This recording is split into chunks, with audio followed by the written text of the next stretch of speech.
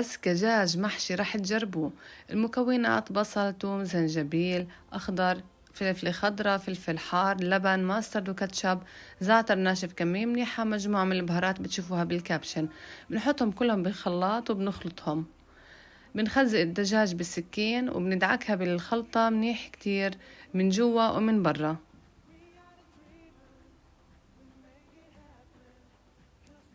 بنحطها بوعاء لمدة ليلة، يفضل ليلة كاملة أو حتى ممكن ليلتين، بيطلع كتير أطيب.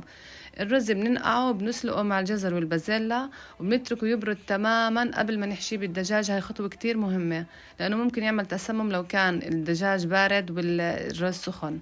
بنحشيها وبعدين بنسكرها بنكاشة أسنان، واللي ما عنده ممكن بيقدر بخيطها.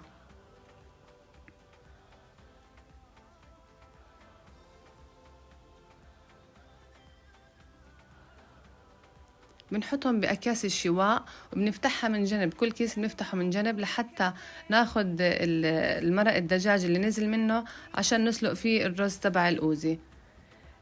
الطعم خرافي حرفيا، بتمنى انكم تجربوها وتخبروني بالتعليقات شو رأيكم فيها.